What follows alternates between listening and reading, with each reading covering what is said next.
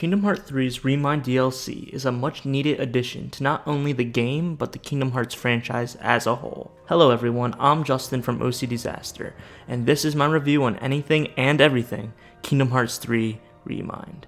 If you haven't yet, be sure to subscribe to the channel for more Kingdom Hearts and video game content. One of the brilliant things about Remind is its story. The DLC has players experience the ending climax of the game all over again via time travel. However, there's added content to plug up those pesky and confusing Nomura plot holes, while still also leaving breadcrumbs for the players to speculate for the next Kingdom Hearts game or spin-off. Experiencing the majority of the same content again may seem monotonous, but it really wasn't. Nomura and the Osaka team did an incredible job of almost reworking every single cutscene. Sometimes it was the animation, CGI, or even different music to pull at your heartstrings again, even though you already seen the same thing before. Remind adds a handful of new abilities to Sora's kit that overall makes the entirety of Kingdom Hearts 3 feel and play way better than the base game.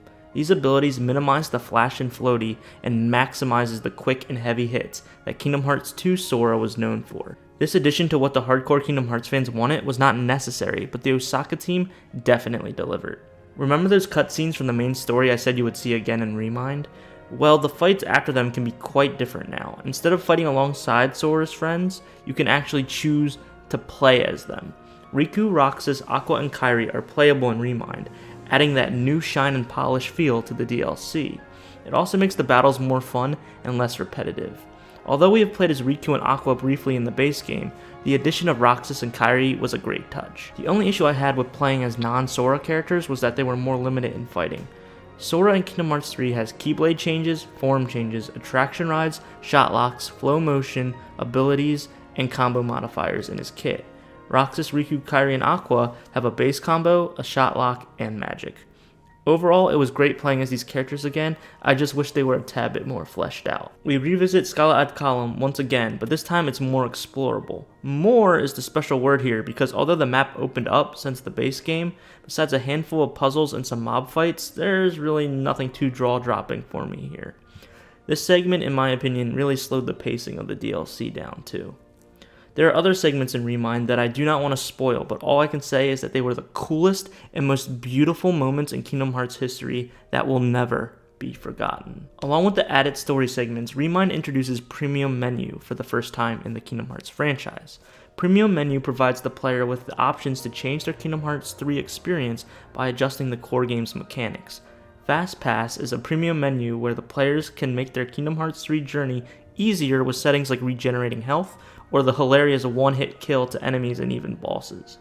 Black Code is a premium menu where the players can do the opposite, make their Kingdom Hearts 3 journey as grueling and rage-inducing as possible, with settings that restrict the use of magic or does not allow any defense stats for the entirety of the game. Premium menu was more so needed for the increase in difficulty of the game, rather than making the game easier. One of the biggest criticisms of Kingdom Hearts 3's base game was that it was already too easy even on the higher levels of difficulty.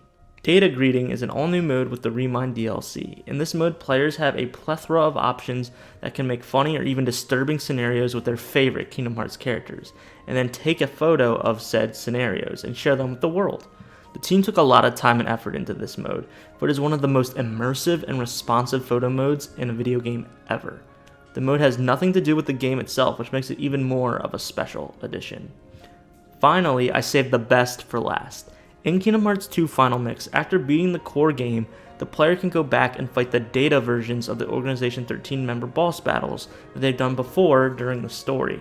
The data versions, however, were much harder than the originals and required an actual strategy to beat them, especially on harder difficulties. Limit Cut keeps the tradition going. In the main game, Sora and his friends fight the organization, but in groups of 3. In Limit Cut, Sora fights each of the 13 members one at a time by himself, just like in Kingdom Hearts 2 Final Mix. Limit Cut bosses are tough, if not tougher, than Kingdom Hearts 2's data bosses. They require the player to learn all of their attacks and phases, along with when to perfectly dodge or block. The risk-reward system here is beautiful. Each boss was so different and unique. Most importantly, all the fights were fun even when I lost. I would have to stop playing and go to work or do errands around the house, and would just crave to pick up my PS4 controller again and keep on grinding. I have not felt that way about a Kingdom Hearts game since Kingdom Hearts 2 Final Mix a handful of years ago. The small story and limit cut episode just sets up for future adventures for Sora and the gang and introduces Yozora. Yozora was seen in the main game, but he is now front and center for the future of the Kingdom Hearts franchise, and is the successor of the iconic secret boss from Kingdom Hearts 2 Final Mix, Lingering Will. After beating all 13 data fights, the player goes up against the mysterious Yozora. Yozora is one of, if not the hardest boss fights in Kingdom Hearts history, and the fans love it. These were the biggest additions to Kingdom Hearts 3. There was also some patching done with a free update, along with the inclusion of the infamous Keyblades Oathkeeper and Oblivion, but I wanted to talk mainly about the Remind DLC. Kingdom Hearts 3's Remind DLC was everything I wanted and even more. Although there wasn't much story added, the addition of more playable characters, the abundant amount of extra gameplay content, and the new abilities that made Sora feel more like his good old self was definitely a well worth investment. What do you think? Did you play Remind? Do you want to now? What about Kingdom Hearts 3 as a whole? Let me know in the comments below. As always, be sure to like the video and subscribe for some more buttery good content from yours truly, OCDsaster. Bye now.